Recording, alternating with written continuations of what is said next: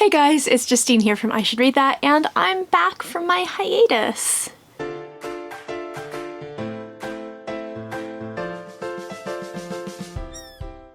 So the one thing that I've always said ever since I started kind of creating book content back in like 2017 or so is that when this started to feel like a job, that was when it was time to take a break and reevaluate, because it's not. It's literally not. And when it was causing me anxiety and whatnot, it was just time to give it a little bit of a rest. So I have had the opportunity to kind of like sit back, relax a little bit when it comes to BookTube, and think about sort of what I want to do with this channel. And I think part of what I was feeling, and I don't know if anyone out there who also does YouTube or Bookstagram or whatever will feel similar, but what I was feeling was that I feel like there's kind of like a rigid set of what you do on BookTube, and sort of like these are the things that people expect. And I don't think that I realized quite how much I felt like that was stifling me until I moved over to TikTok, where who knows what the hell is going on TikTok. It's still fairly new, I think, for a lot of people, especially in terms of like book stuff, whereas BookTube has been going on since, like 2009, probably earlier than that, and I feel like things have become, like, in my mind, very rigid, whereas TikTok is just sort of like throwing random shit up online.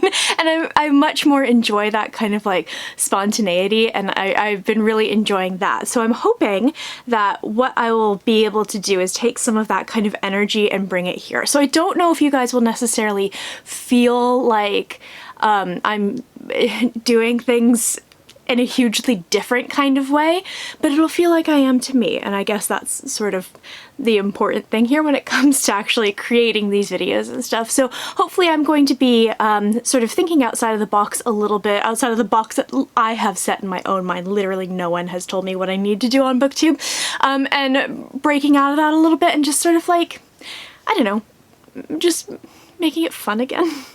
So I've been getting back to filming and stuff. This is actually not the first video I'm filming. I've filmed like 4 or 5 other videos, and a couple of things. I'm real rusty.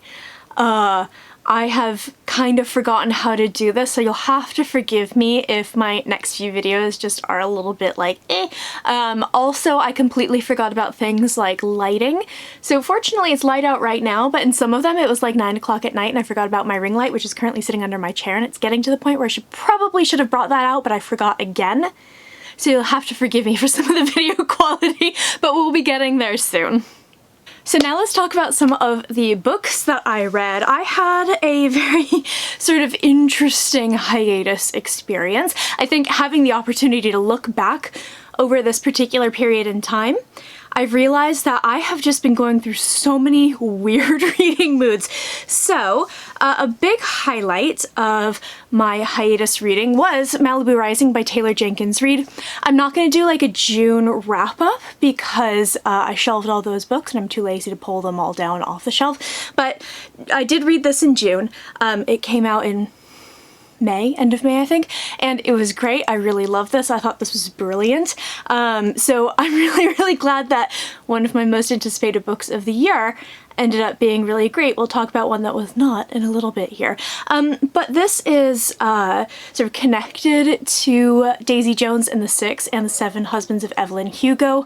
The father of the kids that the story centers on is one of Evelyn Hugo's husbands and also shows up at one of the big parties in Daisy Jones. So there's that kind of connection. They're like little Easter eggs and stuff throughout it. But I don't think that the story is necessarily very similar to those 2 other books. I feel like this felt very different, and it felt maybe a little bit more like, I don't know, I don't want to say mature or deep because that's not it whatsoever, but it kind of like strips away the glam that we see in those other books, and it sort of shows how fame has kind of screwed this family over, but has also really uplifted them, especially lifted them out of poverty. But it was a really interesting read. I think the best thing about this is, as someone who used to live fairly close to Malibu, and absolutely, I love Malibu with like all of my heart. It's one of my favorite places. It's not what you think if you've never been there before.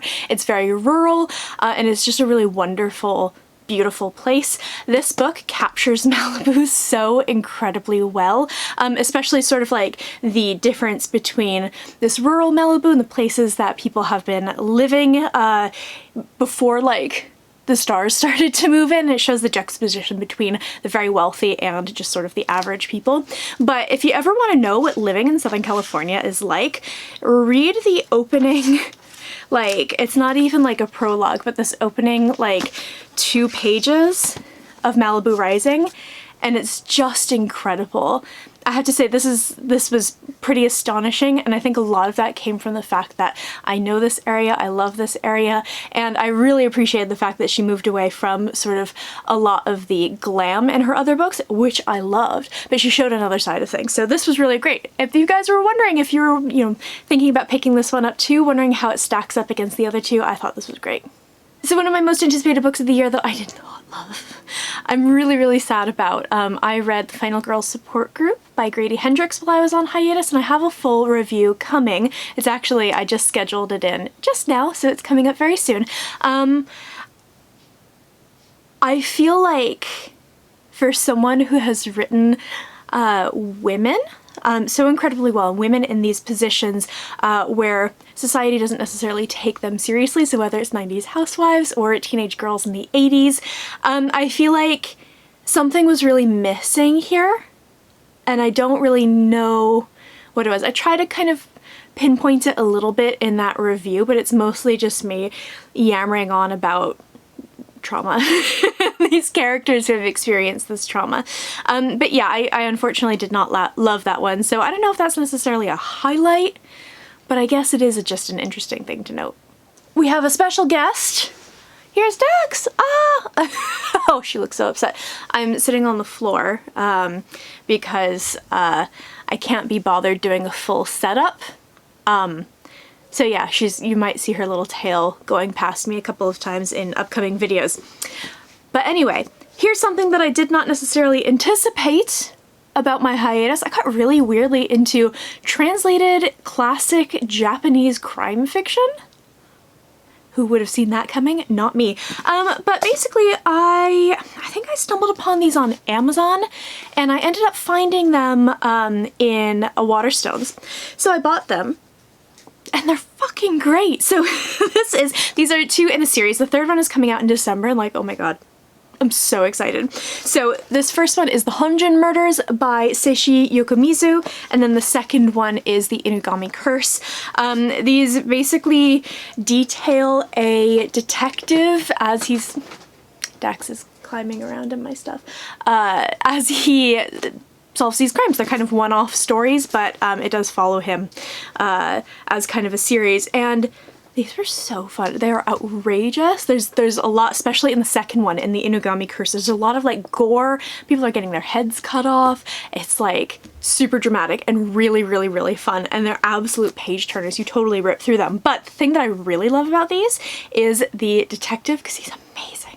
So the detective in these books is Kosuke Kindaichi, and he is sort of like the antithesis of every sort of hard-boiled detective stereotype that I know, which is amazing, because one of the things that I kind of struggle with crime fiction is the really, really like gloomy, depressing detectives, because while that works really great, there's only so much gloomy, depressing, hard-drinking, thrice-divorced, lonely but brilliant men that I can really follow at a time. But he is the total opposite of these detectives. So I think he's fairly young, but basically he was like a super brilliant young man, and he ends up like addicted to drugs, and he recovers, and it turns out that he's just absolutely brilliant at solving these kind of puzzles and crimes, and he's super weird. He's a bit odd and a bit offbeat. He kind of freaks people out. And he is a little bit squeamish. He's a little bit sort of, he's just that slightest bit silly, especially when you think of him in terms of like these hard-boiled detectives, and it's just brilliant. I loved these so much. So you'll be seeing in an upcoming book haul video, because I went book shopping in London, I bought a bunch more of these translated Japanese books, not from this author, from various authors, and I'm totally here for this. I did not see this coming though. So another new development, I read some erotica while I was away. I've never really read erotica before. I've been reading romance since I was like 11, so sex in books does not bother me whatsoever, but I did get sucked into the Ice Planet Barbarians thing that was going on TikTok and had an absolute blast with that book. I loved every second of it because it was outrageous and ridiculous, knew exactly what it was doing, but it was just like, it was fabulous. So I read that, which was really, really fun. I really enjoyed that. And so I went ahead and I scrolled through some of the other stuff that I had put on like my ebooks wish list because of TikTok, because I've been wanting to try some of like the spicier books for a little while. So I went ahead and read Desperate Measures by, I think it's Katie Roberts. I'll put the cover on the screen if I haven't already. And if Ice Planet Barbarians is like, it's like here on the spicy scale, then Desperate Measures is like off the fucking map. Apparently there are different levels of erotica and different levels of spiciness, and I did not realize. And I finished Desperate Measures, but I will never look at Jasmine and Jafar the same way again, because they're like, it's called the Wicked Villain series, so they're like basically based on Disney villains. Yeah, I think some of my childhood might be ruined. I don't think I could ever watch Aladdin again. It was great, like the writing is really, really good, the ending is badass, but there's some things that my brain just can't handle. I think I am a little too small and vanilla for some books, but hey, it was a good new experience. So the last thing that I wanted to talk about in my kind of hiatus highlights is the fact that I'm apparently now really into Greek mythology, which isn't terribly surprising because I am definitely one of those kids who had like, I was just obsessed with Greek mythology, but the really, really sanitized versions that they give to kids. And ever since, you know, growing up, I never really dug back into Greek mythology and sort of like, what these stories were actually saying, you know, women being carried off. And my child mind, you just chuck them over your shoulder and go off and, you know, that's that. That's not really what was happening, is it? So I ended up reading this book, Pandora's Jar by Natalie Haynes. This is a nonfiction book about 10 women in Greek mythology. I'll talk about both of these books in my July wrap-up because I read these recently. And it basically breaks down the myths around 10 different women. We have Medea, we have Jocasta, we have Helen of Troy, and sort of talks about how these women have basically been shafted by male storytellers and our society sort of like perpetuating these myths, and what these women probably would have actually been like in some of the lost texts that we no longer have, but also realistically why we should be more sympathetic to these characters. And like the shit that these women go through is like I was sitting here just like having my childhood ruined, but loving every second of it, which was exciting. And this will seem like a total like departure from Greek mythology, but you'll have to stick with me for a second. I just finished This Poison Heart by Kaylin Barron, and this was fabulous. I loved it. I'll talk about it in my wrap-up, as I say, but this is probably one of my favorite books of the year. But this book is full of Greek mythology like nods.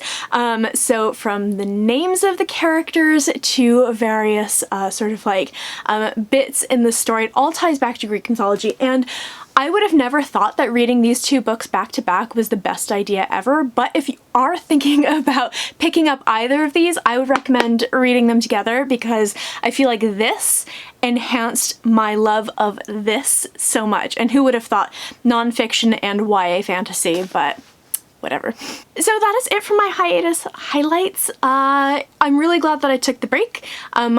It's been a month, but it feels like it's been a lot longer because I have felt really disconnected from BookTube for a fair few months and sort of been dragging out videos by the skin of my teeth, and I feel like taking that month off was a really good thing for me. So I would love to hear in the comments below what you guys have been up to. I'd like to say hi. I feel like I've sort of, as I've been kind of disconnected from BookTube, I've been disconnected from the comments, and I've never been great at responding to comments. I read every single one, but I'm really bad at responding. I often respond in my head, which isn't very helpful to you guys. But one of the things that I would really like to do is get back to doing that, because I love chatting with you guys. I love talking to you guys. That's the whole point of doing this. So I would love to hear how your month has been, if you've read anything really good, if you've picked up any good new books, or if you've read any of these. Let's chat about them. I post bookish content to this channel fairly frequently, so go ahead and hit subscribe, check back soon, and I will see you next time.